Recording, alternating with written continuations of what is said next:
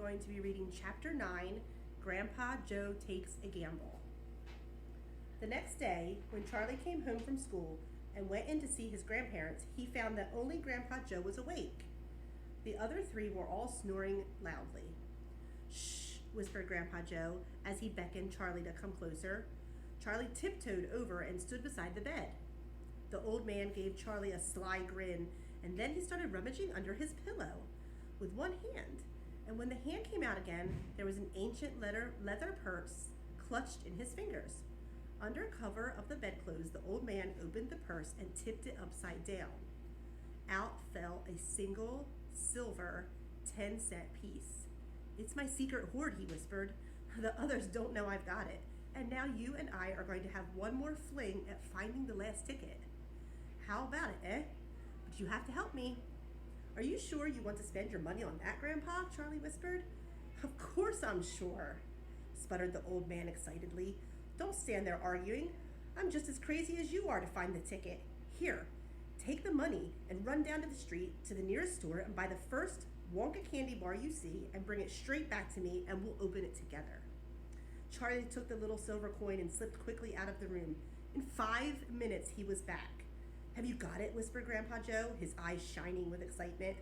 Charlie nodded and held out the bar of candy. "Wonka's Nutty Crunch Surprise," it said on the wrapper. "Good," the old man whispered, sitting up in the bed and rubbing his hands. "Now come over here and sit close to me and we'll open it together. Are you ready?"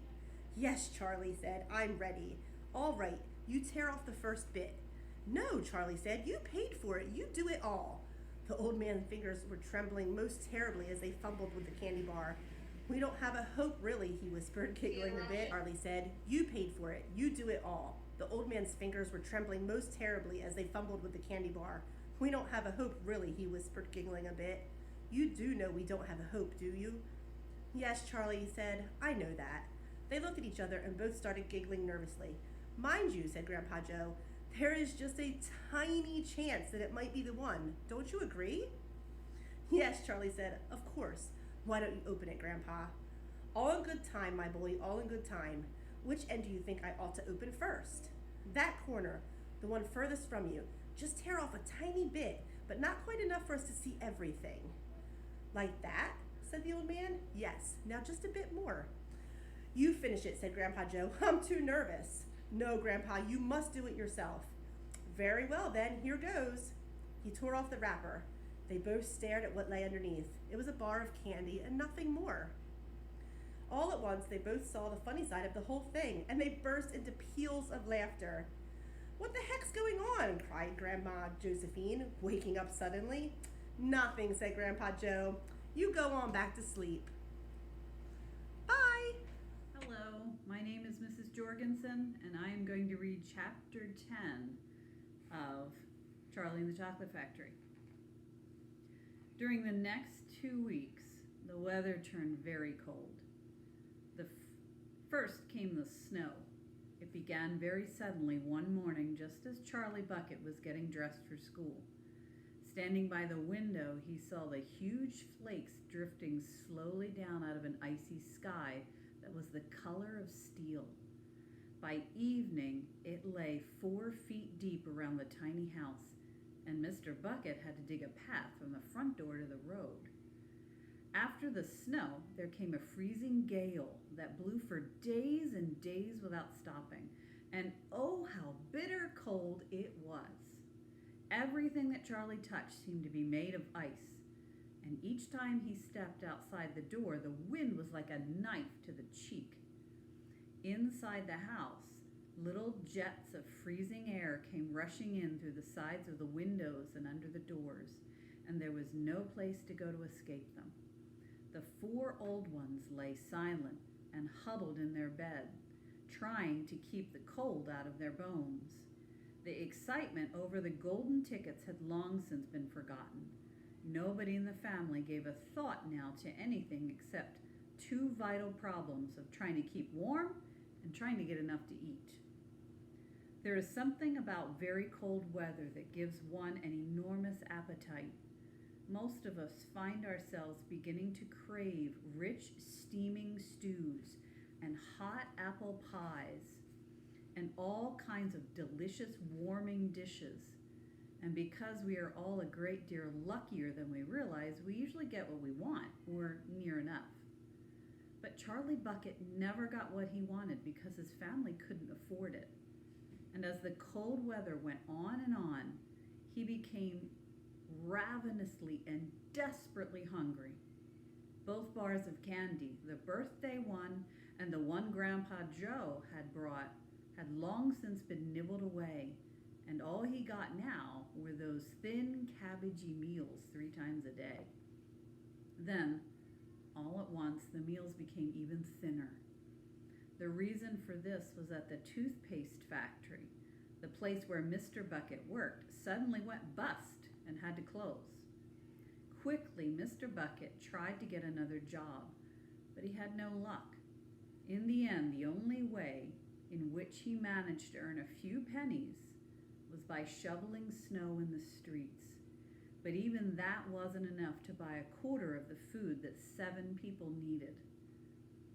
The situation became desperate.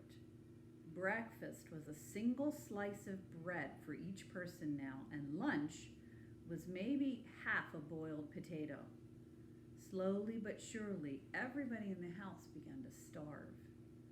And every day, little Charlie Bucket, trudging through the snow on his way to school, would have to pass Mr. Willy Wonka's giant chocolate factory.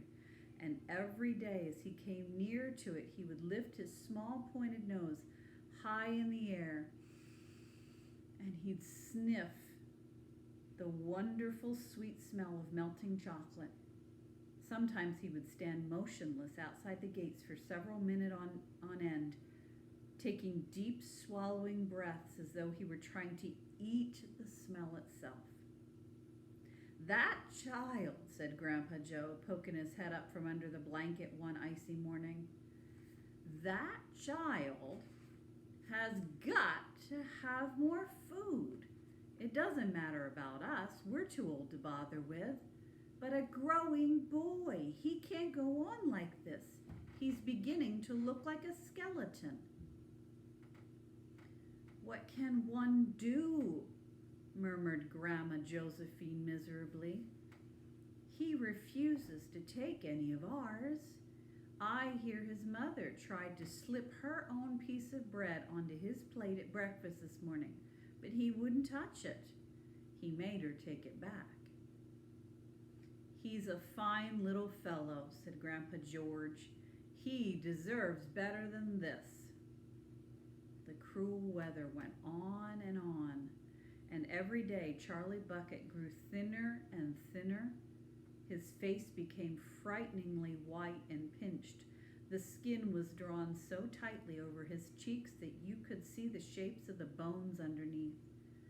It seemed doubtful whether he could go on much longer like this without becoming dangerously ill.